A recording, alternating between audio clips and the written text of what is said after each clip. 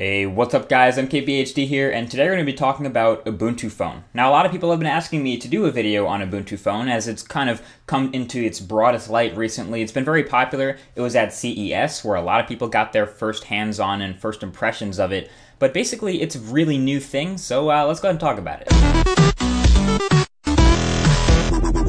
What is it? Well, first of all, it's an operating system. Ubuntu Phone is the name, just like we see Windows Phone on all Windows Phone phones. We see iOS on every iPhone. We see Android on a ton of phones. So Ubuntu Phone is a new operating system that will run on other phones. Now, what devices and phones will it run on? Well, that's a good question because it's not completely answered yet, but in all the demos we've seen and all the videos at CES and everything, it's running on a Samsung Galaxy Nexus, which is Google's last generation development phone. Not to say it's an old or a bad phone, but it's 1-year-old hardware. Now, according to Jono Bacon, who is a community manager over there for Ubuntu, there are 3 possible ways that this could work. Number 1 is that there will be phones like the Galaxy Nexus that currently run Android. They will be able to run Ubuntu Phone. So just nothing but Ubuntu Phone, just the plain operating system, and that will be the only OS that they run. Not the iPhone, not the Blackberries, not Windows Phone, just phones that are capable of running Android will be capable of running just Ubuntu Phone. Option number 2 is something I'd like to see is higher end phones with,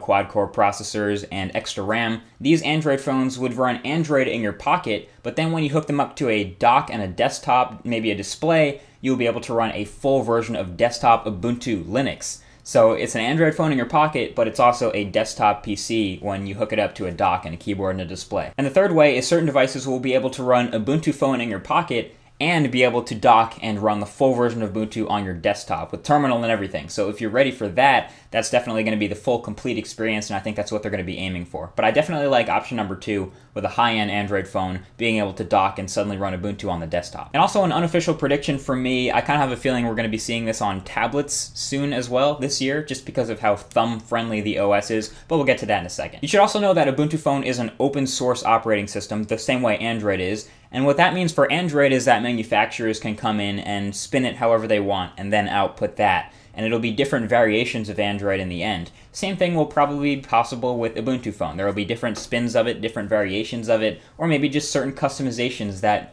developers will be able to add. Maybe you want a lock screen to look a certain way, or you'll be able to change things basically the same way you can with Android. So what makes this different from Android? Well, the biggest difference I see with Android is the user interface. The user interface is really clean, really simple, but it's also got a little bit of a learning curve to it. It doesn't use any actual buttons, no capacitive or software buttons. The only buttons that you use are the actual power and volume buttons on the phone. The hands-on demos with it haven't been super smooth. We've seen a lot of frame stuttering and things like that, but again, this is very alpha. This is way pre-release, and I have a certain feeling that this is going to be as smooth as anything else out there when it hits market.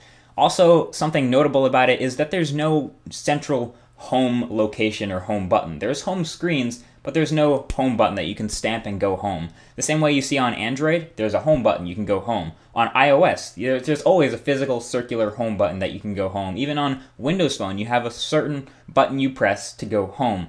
That doesn't exist on Ubuntu Phone. So if you're familiar with Ubuntu and Linux, you probably won't have a problem with this, but you should note that it's going to have a little bit of a learning curve. So without any further ado, here are my top 5 features of Ubuntu Phone, starting with number 5, and that's the color scheme. Now this might seem minor. A lot of people are like, oh, the color scheme, that's nice. But a lot of people who are already using Ubuntu or Linux on their desktops are familiar with that orange, and it's a good looking color scheme, I have to admit. And, running on black phone, so it's a black bezel with the orange wallpapers. I don't know, it just looks pretty good. I thought it was notable. Number 4 is the built-in apps. And they were doing a lot of these at the demo at CES that I got to look at. And especially things like the gallery app, it just looks really, it looks clean. It looks intuitive. But again, it's different. So you're going to have to learn it. But I think the built-in apps were noteworthy, especially things like the gallery app, which just struck me as being different. The number 3 feature is multitasking, and this is done really well. Very similar, in fact, to Chrome for Android. When you swipe in from the right-hand side, you'll be able to swipe between your open applications. So you'll cycle through those by swiping in from the right-hand side of the display. It looked pretty smooth. Again, not as smooth as probably the final release, but it did look pretty good. And but this is slightly incomplete, I feel like, because there was no real way to close open things. Just like in Chrome for Android, you can close your existing tabs. But when you switch between these, you don't really have a way to close open applications. You can just cycle between the ones that are open. So it's nice the way it works, but I think when it's complete, it'll have a way to close apps. So that's pretty cool. And that brings us to number 2. The number 2 feature is just the overall gesture-based UI. So I said there are no real buttons involved, only the power and volume buttons. So the way you get around this is using the swipes from the top, bottom, and left and right edges of your display. Swipe in from the bottom and that'll bring you to your menu. That's a contextual menu, so if you're in the gallery and you swipe in from the bottom, you might get a share menu to be able to share that photo or edit that photo or video that you're looking at.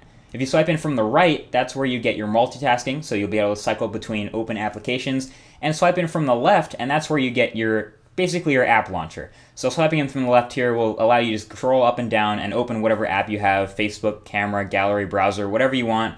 And you'll be able to open this just from the launcher on the left-hand side. That launcher on the left will also be able to bring you to the desktop, one of the essentially home screens on Ubuntu phone.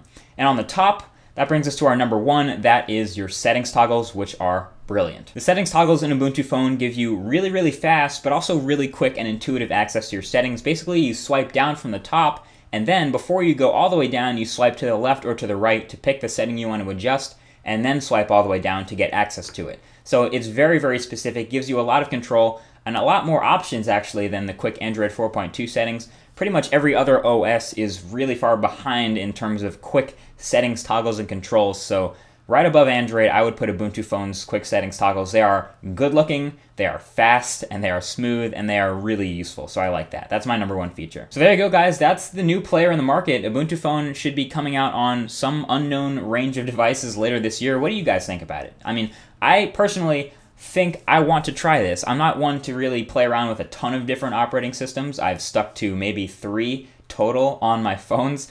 Windows Phone, Android, and iOS, but I don't know. I think I would give this a try this year, considering whatever devices it runs on, especially if it uses that second option where it can be maybe Android in your pocket and then Ubuntu on the desktop. That seems cool.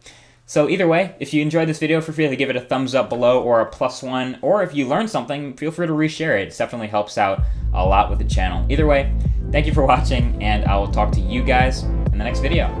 Peace.